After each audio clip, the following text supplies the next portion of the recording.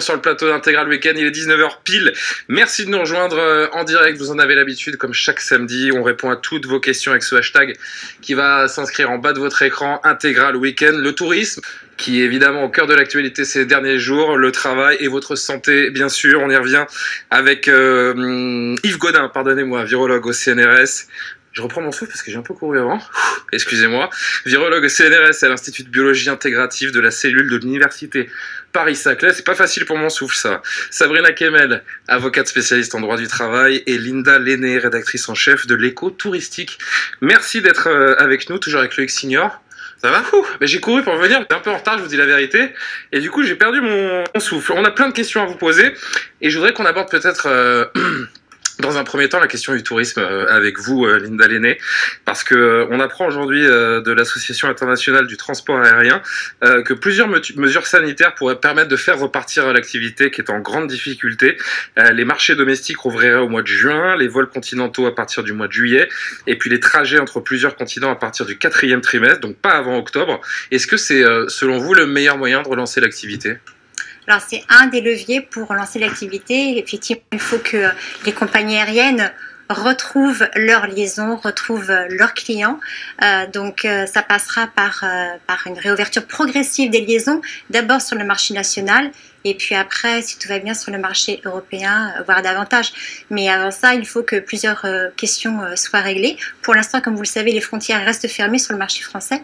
Il faut attendre au minimum le 15 juin avant de pouvoir à nouveau voyager au sein de l'Europe. Même si l'Italie a dit on peut accueillir les voyageurs, pour l'instant, officiellement, ce n'est pas possible pour les Français. Et puis on sait qu'il y a actuellement énormément de litiges entre des voyagistes, des compagnies aériennes et des particuliers qui ont, pourquoi pas, acheté des séjours ou des vols et qui peinent à se faire rembourser. C'est un des gros dossiers de ces derniers jours également. C'est un des gros dossiers. Alors, la principale difficulté vient du fait que, normalement, les compagnies aériennes doivent rembourser les clients si jamais un vol est annulé. C'est la réglementation européenne qui s'applique. L'Europe est absolument ferme sur ce point. Or, jusqu'à maintenant, plusieurs compagnies aériennes délivrent des avoirs au lieu de rembourser les clients. Alors, on va partir pour notre première session de questions autour du travail, du tourisme et de votre santé, évidemment. On va commencer avec une petite série de questions santé pour Yves Gaudin qui est dans les starting blocks à présent. Les touristes pourront-ils faire plus de 100 km dès le mois de juin, Linda Lenné ? C'est une très bonne question. Alors pour l'instant, ce que dit le secrétaire d'État au tourisme, enfin en charge du tourisme, Jean-Baptiste Lemoyne, c'est qu'il faut attendre avant d'avoir la réponse. Jusqu'à maintenant, donc depuis le 11 mai et jusqu'au 2 juin, on est dans la première phase du déconfinement. Donc on y va très progressivement. On peut se déplacer dans son département ainsi que dans un rayon de 100 km à la ronde, à vol d'oiseau, de son domicile. Est-ce qu'il y a une tendance qui voit le jour dans le monde du tourisme? Est-ce qu'on se prépare justement à ce que ces restrictions soient rapidement levées? Il y a une tendance puisqu'il y a eu un message fort cette semaine, comme vous le savez tous.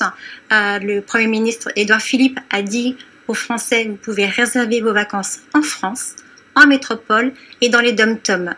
Donc, avec toutes les précautions qu'on peut imaginer, cela veut dire que le gouvernement projette le fait qu'on pourra non seulement se déplacer en France, mais également jusque dans les îles. Pour l'instant, ce n'est qu'une hypothèse parce que les mesures de quarantaine sont toujours en vigueur pour les territoires ultramarins. Donc il faudra qu'il y ait un certain nombre d'assouplissements avant que ces voyages dans les îles lointaines françaises puissent devenir réalité. Tout le monde a entendu la phrase du Premier ministre, mais il a terminé « si la situation épidémique le permet ». Exactement, voilà. Exactement. Il a mis beaucoup de réserves, il a dit qu'effectivement c'était une vision, que c'était en fait un cap. Il fallait donner un cap, mais qu'il n'était pas exclu qu'il y ait des restrictions ponctuelles et j'imagine aussi départementales ou régionales. Oui, c'est ça qui est intéressant dans la phrase du Premier ministre, dans cette formule que certains ont trouvé un peu suranné, les Français pourront partir en vacances, comme si on libérait les Français avec l'apparition des congés payés. Mais effectivement, il faut s'intéresser à la suite du texte, et il y aura certainement, et il faut le prévoir, des circonstances qui ne seront pas forcément favorables à certains, alors que d'autres pourront bouger librement. Et donc, il faudra vraiment attendre, et c'est la conséquence et le principal enseignement de ce comité interministériel du tourisme qui s'est tenu jeudi, c'est qu'il y aura certainement des adaptations comme dans cette première phase dans la seconde, et donc peut-être que tout le monde ne pourra pas partir en vacances là où il le souhaite. Exactement, tout comme il a été précisé que a priori les restaurants et bars devraient pouvoir ouvrir à partir de juin dans les départements verts. Donc on voit déjà qu'il y aura effectivement du cas par cas. Oui, et puis d'ailleurs, ça paraît impensable d'aller, par exemple, je sais pas, dans une station balnéaire cet été en France parce que les plages sont rouvertes, mais si dans cette même station balnéaire il n'y a ni restaurant ni bar, ça paraît quand même très compliqué, très frustrant pour les touristes. Donc il faut qu'il y ait une homogénéité dans toutes ces réouvertures également. Exactement. D'ailleurs, le Premier ministre a aussi dit que 95% des hôtels étaient fermés à ce jour. Certains vont rouvrir, mais pas tous, pour des raisons économiques notamment, et parce que le protocole sanitaire sera peut-être trop contraignant. Donc voilà. Il y a une question qui se pose également autour des réservations, parce qu'on demande aux Français d'attendre évidemment le plus longtemps possible avant de réserver, puisque on vient de le rappeler, tout cela peut être modifié, on peut revenir en arrière dans certaines zones à tout moment. Mais est-ce que ça veut dire également que, comme dans la vie d'avant, lorsqu'on réserve au dernier moment, on paye beaucoup plus cher aussi souvent? Donc est-ce que les Français vont s'y retrouver en termes de tarifs cet été? Ça risque d'être très compliqué, et je ne pense pas aux destinations low cost que beaucoup de classes plus populaires affectionnent à l'étranger, avec des tarifs extrêmement attractifs qui ne seront pas disponibles non plus cet été. Alors la tarification sur la deuxième quinzaine d'août, elle est toujours un peu compliquée parce que les Français privilégient cette période-là de l'année pour partir en vacances. Concrètement, ça va être plus cher de partir en vacances cet été que les autres années pour tous les Français? Ce n'est pas évident, dans la mesure où on sait aussi qu'on est dans une année 2020 très particulière, où un grand nombre de Français vont partir peut-être un peu moins longtemps. Ils vont partir également dans leur famille, chez des amis. Donc il y aura beaucoup d'hébergements non marchands, ce qui signifie que pour les hébergements marchands, il y aura moins de pression sur la demande. Et moins d'étrangers qui viennent en France également. Et voilà, exactement. On peut imaginer l'effet inverse, et avec des tarifs bradés pour sauver quand même cette année qui s'annonce catastrophique pour les professionnels du tourisme. Alors, ce qu'on a vu fleurir, fleurir c'est un bien grand mot, mais on a vu effectivement quelques promotions sur le marché pour essayer de relancer la demande, parce qu'aujourd'hui elle est assez atone. Donc, pour un secteur qui est pris à la gorge, faire des promotions, ça paraît quand même compliqué. Alors, ce sont des promotions ponctuelles, c'est-à-dire que c'est pour effectivement susciter l'envie, et après, lorsque vous faites des recherches, parfois vous vous rabattez sur une offre qui n'est pas du tout promotionnelle. D'ailleurs, vous avez déjà une idée, ce serait quoi les bons plans de vacances cet été en France? Des bons plans de vacances. Je pense qu'il faut tout simplement prendre le temps. Ça fait aussi du bien, je pense, à tous les Français de se projeter dans les vacances, et donc de regarder différentes propositions sur le web ou en dehors du web. Donc prendre le temps, regarder, voir différentes options, et ne conseiller pourquoi pas les sites de dernière minute qui existent encore, non? Oui, mais il faut aussi ne pas s'y prendre à la dernière minute, parce que il reste finalement peu de temps avant le début des vacances, donc c'est bien de regarder. On nous dit de pas réserver trop vite non plus, donc c'est vrai qu'on est tenté de se dire qu'il faut attendre le dernier moment, puisque si on réserve 2 mois à l'avance et qu'on nous dit que finalement on ne peut plus nous rendre à la destination qu'on a choisie, c'est aussi très difficile à gérer. Oui, alors Édouard Philippe a dit vous pouvez réserver vos vacances. Donc le message il est assez clair, et il a dit aussi si jamais pour des raisons sanitaires vous ne pouvez pas vous rendre sur votre lieu de vacances, si par exemple il y a un cluster qui s'est déclaré, ou si un hôtel est fermé pour une raison sanitaire, à ce moment-là vous serez intégralement remboursé. Donc là l'engagement de la part des professionnels et du gouvernement est très fort. Et d'ailleurs, plusieurs fédérations ont décidé d'aller dans cette voie-là. Par ailleurs, vous avez annoncé aujourd'hui qu'Air France acceptait aussi le remboursement. Après le 15 mai. Après le 15 mai, ouais. Exactement. Parce qu'il y a beaucoup de vols qui ont été pris entre mars et mai. Et ceux-là, qu'est-ce qu'ils peuvent réclamer, ces gens-là? Alors, à part un avoir, si je refuse de l'avoir et que j'exige un remboursement, est-ce que la compagnie est obligée de me rembourser? Alors, en théorie, la compagnie est obligée de rembourser. C'est la réglementation européenne. Et Pourquoi elle s'y refuse? Pourquoi elle s'y refuse? Parce qu'en ce moment, il y a énormément de demandes de remboursement. Les compagnies aériennes ont leurs flottes qui sont clouées au sol. Le trafic aérien est en baisse de 95%. Donc, elles n'ont pas de trésorerie. Et du coup, elles disent ne pas être en mesure de rembourser tous ses clients. Mais la réglementation européenne les oblige et l'Europe l'a rappelé. Et le client en soi, il s'en moque que la compagnie soit en difficulté, il a payé pour quelque chose qu'il n'a pas eu. Pardon Loïc. Certains répondent aussi à Air France que l'État a renfloué l'entreprise de 7 milliards d'euros et que ce n'est pas normal de ne pas rembourser les billets en théorie vu que l'Europe les impose. Sabrina Kemal, un mot là-dessus? Oui, il n'y a pas de fonds de garantie en fait. Aussi, c'est la difficulté. C'est la difficulté. Mais moi, je me suis heurtée à ce problème. Hein. J'ai pas encore envoyé de courrier recommandé, etc. Pour l'instant, je me contente de simples emails, mais on refuse de me rembourser 5 billets d'avion. Et c'est pour ça que l'Europe a refusé le système d'avoir pour les compagnies aériennes. Parce que, comme vous le savez, il y a une ordonnance du 25 mars qui permet la délivrance d'avoirs pour des voyages à forfait ou des hébergements secs qui auraient été annulés à cause du Covid-19. Donc, le gouvernement a dit on accepte le principe de l'avoir pour une prestation. Par contre, ce n'a pas été mis en place pour les transports secs parce qu'effectivement, il n'y a pas de fonds de garantie. Donc la situation est totalement différente. Donc si par exemple vous avez un avoir et malheureusement, qu'avant de l'avoir utilisé, la compagnie fait faillite, vous n'avez plus rien. Donc il faut a priori conseiller aux gens quand même de tout faire pour essayer de se faire rembourser au maximum. Et tout ça, ça pose aussi une autre question qui est le cas des personnes qui vont réserver maintenant et qui par la suite donc vont vouloir annuler si par exemple on est reconfiné. Est-ce qu'on va pouvoir faire jouer juridiquement le caractère de force majeure? Vous voyez, parce que est-ce que le reconfinement est imprévisible? En soi, il n'est pas imprévisible ce reconfinement. Et c'est l'une des caractéristiques de la force majeure, parce qu'on nous a quand même parlé. Il n'est pas imprévisible. Si, il est imprévisible le reconfinement. On ne peut pas prévoir si on va être reconfiné. Puisque dans le plan de déconfinement qu'a préparé Jean Castex, il y a aussi une partie sur le reconfinement. Et ça, c'est dans les textes. Donc, quelque part, je ne suis pas un expert juridique, mais c'est vrai que le gouvernement a alerté sur le risque, ce fameux stop and go, comme les appellent les Allemands. Mais c'est préparé, c'est dans les textes. Ça a été écrit par Jean Castex, ça a été dit par l'Assemblée nationale, par le Sénat. Et donc, je ne suis pas encore une fois un expert juridique, mais politiquement, c'est écrit. Une question pour Linda Lenné. Concernant les parcs d'attractions présents dans l'Hexagone, arriveront-ils à rouvrir? On était en ligne hier d'ailleurs avec Nicolas Devilliers, le président du Puy du Fou, qui tire la sonnette d'alarme. C'est vrai que les grands parcs d'attractions français ne savent toujours pas quand est-ce qu'ils pourront accueillir de nouveau les visiteurs. Alors, il y a au moins un parc qui a rouvert, c'est Europa Park en Allemagne, à la frontière entre la France et l'Allemagne.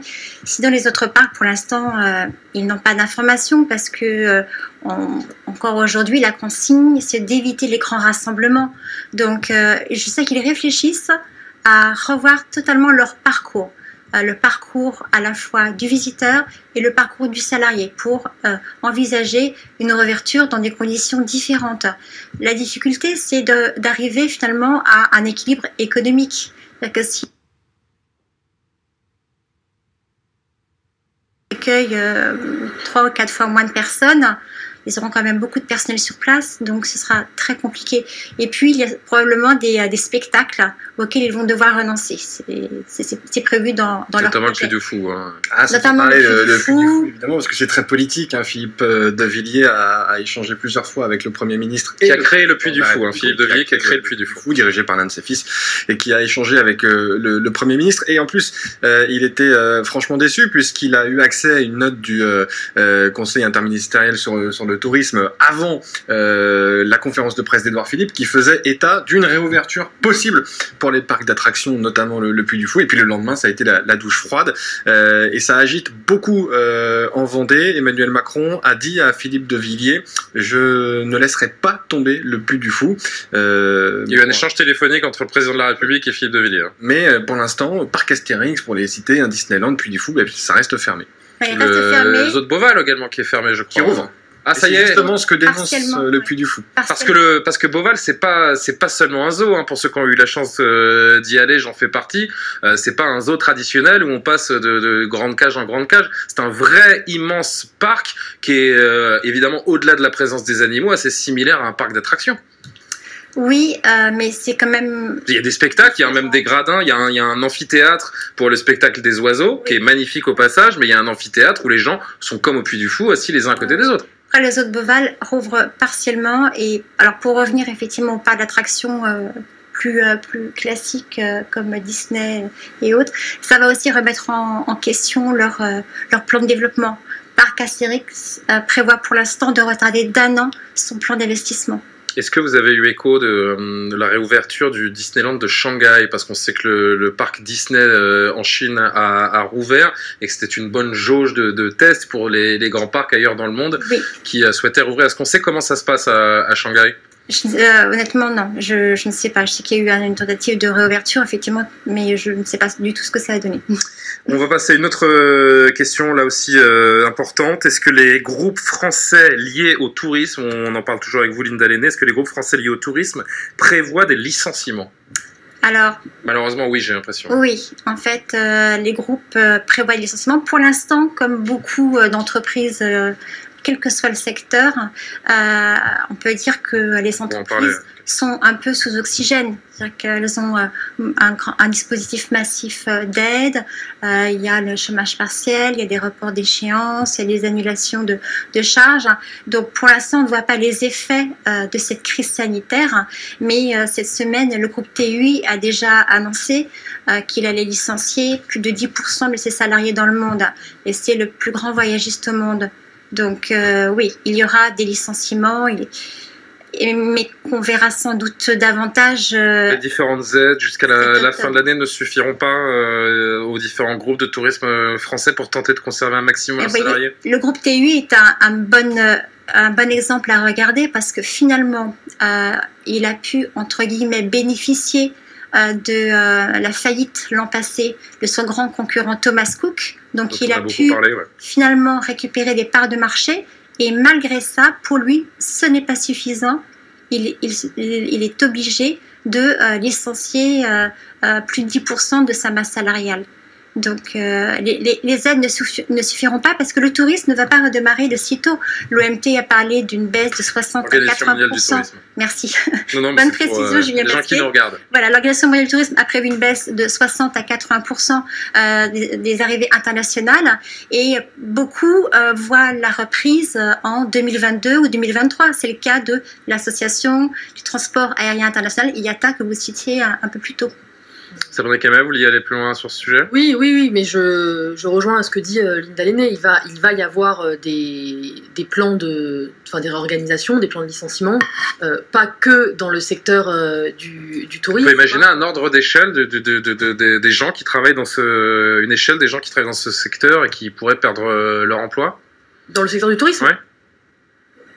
Non, moi je peux pas le dire, mais ce qui est certain, c'est qu'on a déjà aujourd'hui des entreprises qui nous interrogent sur des plans de restructuration à venir, et ça va de la PME au grand compte. Donc oui, les aides, c'est vrai qu'il y a eu des aides, mais malheureusement elles sont insuffisantes. Les trésoreries aujourd'hui, ça sèche, et puis alors sur le secteur hôtellerie-restauration, alors là c'est encore autre chose. Je veux dire, s'ils réouvrent pas, si vous voulez, je pense qu'ils vont mourir. Enfin, c'est vraiment, ça va être extrêmement compliqué. C'est pour ça qu'il y a une véritable urgence, c'est que les différents hôtels et restaurants ont déjà entamé leur mue. Mais c'est vrai que l'activité partielle, c'est quand même un dispositif qui est extrêmement généreux. Enfin, l'État a payé énormément, et c'est aussi pour ça qu'à partir du 1er juin, sans doute... Quand on dit que la France est l'État qui a le plus aidé ses concitoyens, c'est pas que de la com, c'est vrai, la France fait partie des États dans le monde qui a le plus investi pour se maintenir à flot. En Europe notamment, oui, la France a mis énormément d'argent à creuser son déficit et sa dette en dépenses notamment, et quasi exclusivement grâce ou à cause du chômage partiel. Ouais. On va poursuivre avec de nouvelles questions santé dans un instant. Je voudrais juste vous poser cette dernière question tourisme avant une nouvelle salve. Je dois partir en octobre aux États-Unis. Est-ce que ce sera possible avec ce qui nous a dit l'Association internationale du transport aérien? A priori, oui. Alors, pour l'instant... En octobre, donc l'instant- au dernier trimestre de cette année. Pour l'instant, on manque encore de visibilité. Là, comme je le disais un peu plus tôt, aujourd'hui, le gouvernement dit qu'on peut partir en France. Pour l'instant, on ne peut pas partir en Europe. On pourra partir au plus tôt, a priori, le 15 juin. Et pour ce qui est des destinations hors espace européen, on n'a absolument aucune visibilité. Donc, ce sera peut-être possible, mais en ce moment, les États-Unis sont quand même très touchés par la pandémie. Donc, c'est pas la meilleure idée, a priori. Il faut attendre. Après, si le voyage est réservé, il y a toujours cette ordonnance donc, qui fait foi, mais pour l'instant, elle concerne les annulations qui pourraient avoir lieu jusqu'au 15 septembre. Donc ça veut dire qu'on est en dehors de ce cas de figure-là. Il va falloir patienter donc avant d'avoir une réponse définitive pour cette personne. Encore un petit quart d'heure de questions avec le hashtag Intégral Weekend. Merci de nous écrire, vous êtes très nombreux. On continue ces salves de questions. Je vais me tourner vers Linda Lenné. Les croisiéristes maintiendront-ils, un croisiériste, maintiendront-ils leur croisière? Alors, pour l'instant, les compagnies de croisière ont reporté leur croisière. Jusqu'au mois de juin, jusqu'au mois de juillet, jusqu'au mois d'août. On est dans une phase un petit peu intermédiaire où l'activité du tourisme est quasiment à l'arrêt et ça comprend bien sûr les compagnies de croisière. Après, elles reprendront. Alors, elles reprendront avec... Là, on n'a pas d'échéance du tout de visibilité par rapport à ça. Les bateaux, j'imagine que les gros paquebots seront divisés par deux en termes de population. C'est encore un peu tôt parce qu'encore une fois, on est dans cette phase intermédiaire de déconfinement. Donc, on ne peut pas, en tant que Français... Ce qu'on peut imaginer peut-être, c'est qu'avec les différents paquebots de croisière au début de l'épidémie qui ont été mis en quarantaine, on parlait de peur. On peut imaginer que les gens qui ont envie de partir en vacances ou qui étaient peut-être des habitués des croisières, avec cette quarantaine sur le paquebot qui a fait le tour des chaînes info notamment, on se dit, bon, les croisières, on a un petit peu peur pour les croisiéristes, franchement, aujourd'hui. Oui, alors... Parce qu'il y a beaucoup d'anxiété qui s'est tournée vers eux. Les compagnies de croisière en ont pleinement conscience. Donc, elles se préparent déjà, le moment venu, là c'est encore un peu tôt, à communiquer pour rassurer, pour à nouveau gagner la confiance des clients. Les compagnies de croisière, historiquement, avaient quand même une clientèle assez fidèle. Donc ça peut quand même les aider. Et puis... un grand nombre de départs ont été annulés et là, les clients ont du coup récupéré un avoir. Cet avoir, ils vont s'en servir. Ils vont s'en servir pour repartir en croisière avec la même compagnie puisque c'est la condition. Et donc de ce fait, ça va les amener à... Ils sont un peu piégés aussi d'une certaine manière. Avec cette histoire d'avoir, encore une fois, on en parlait tout à l'heure, mais... Alors, ils ne sont pas tout à fait piégés parce que s'ils ne veulent vraiment pas l'utiliser, au bout de 18 mois, cet avoir est remboursable. D'accord. Donc ils ont le choix. Mais néanmoins, ils vont peut-être avoir envie justement de repartir avec la même compagnie. Je pense que certains vont même avoir envie d'être solidaires de ces entreprises qui sont en très grande difficulté. C'est vrai qu'on peut évidemment voir les choses de cette façon, tous en croisière. Alors, dès que ce sera possible. Loïc, vous aimez les croisières? Pas trop, non. Non, pas trop. Vous avez employé le bon terme, se sentir piégé. En fait, ça s'assimile à de la vente forcée. Bah oui, puisque l'avoir, c'est ce qu'il représente. Alors, en fait... Mais bon, c'est vrai que le coût des 18 mois... Non, bah oui, il y a le coût des 18 mois. Si au bout de 18 mois, c'est remboursé, c'est moins piégeux, on va dire. Alors, non, mais oui, voilà, il faut attendre... Je comprends tout à fait votre point de vue. Maintenant, si le gouvernement a accepté de mettre en place cette ordonnance, c'est pour éviter un très grand nombre de faillites. Ah oui, non, je parlais pas pour le coup, je parlais pas des croisières. Moi, je restais sur mes billets d'avion. Ah oui, non, mais je comprends. Ou là, c'est encore... Là, oui, mais si ce principe de l'avoir a été mis en place, c'est pour éviter à beaucoup d'entreprises. Oui, il faut se mettre du côté de l'entrepreneur, évidemment. Dans toute la chaîne de valeur, de faire faillite, parce que ces remboursements en cascade auraient vraiment beaucoup trop tiré sur la trésorerie à une époque où il n'y avait plus de recettes, où il n'y avait plus du tout de réservations qui rentraient. C'est sûr. Avec ces explications, on comprend mieux. En effet. Est-il